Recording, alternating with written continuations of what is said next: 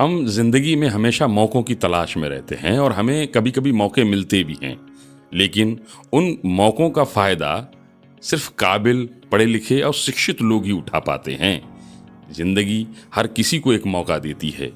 इसी टॉपिक से जुड़ी हुई मैं आज आपको एक कहानी सुनाता हूँ, क्योंकि हर कहानी कुछ न कुछ कहती है। चलिए सुनते हैं कि हमारी आज की कहानी क्या कहती है। एक राजा था जो जंगल में शिकार करने के लिए गया। उसकी नज़र सामने एक हिरन पर पड़ी। राजा ने उस हिरन का पीछा किया और पीछा करते करते कुछ दूर तक तो राजा घोड़े से चला, और जब घोड़ा आगे चलने की जगह जब घोड़े को नहीं मिली तो वो उतर के हिरन का पीछा पैदल पैदल करने लगा।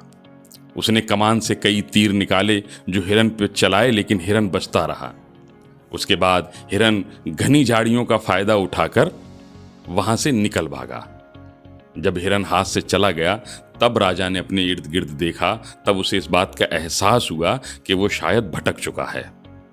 राजा उसी जंगल में भटकता रहा। भटकते भटकते उसे एक पगडंडी दिखाई दी। राजा उस पगडंडी से चलता चलता एक गांव की तरफ गया तो गांव के किनारे एक छोटा सा मकान था जो किसी गरीब आदमी का था। राजा ने उस दरवाजे पर खड़े होकर दस्तक दी तो एक गरीब आदमी उसे में से बाहर निकला। वो राजा को देखकर खुश हो गया। उसने राजा से कहा कि राजा जी आइए, और उसने राजा की बड़ी सेवा की। राजा ने भी रात उसी के घर गुजारी, क्योंकि राजा जानता था कि अब शाम होने वाली है। रात होते होते तक उसके साथ अंगरक्षक, उसके सिक्योरिटी गार्ड उसे ढूंढ लेंगे। लेकिन उस गरीब आदमी ने बड़े दिल से राजा की सेवा की।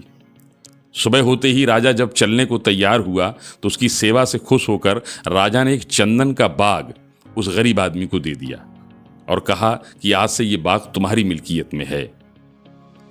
वो गरीब आदमी बहुत खुश हुआ। राजा वहां से चला गया।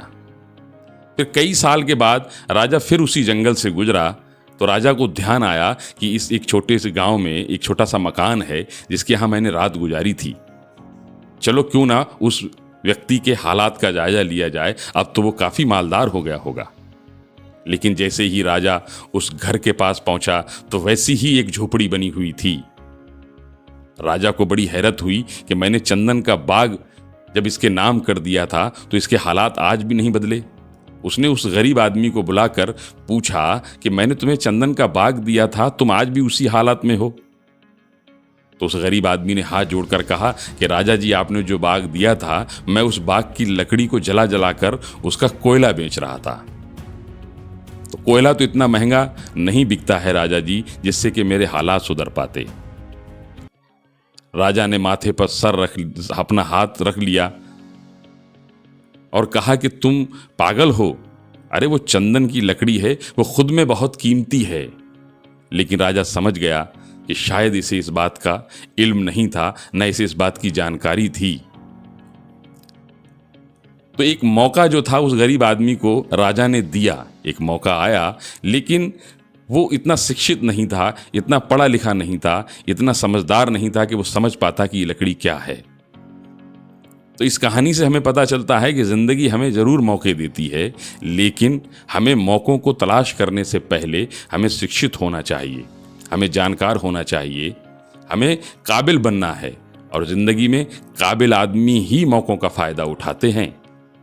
तो आप लोगों को मेरी ये कहानी कैसी लगी मुझे कमेंट बॉक्स में बताएं। अगर आपको अच्छी लगी हो तो वीडियो को लाइक करें, उसे शेयर करें और मेरे चैनल को सब्सक्राइब करें।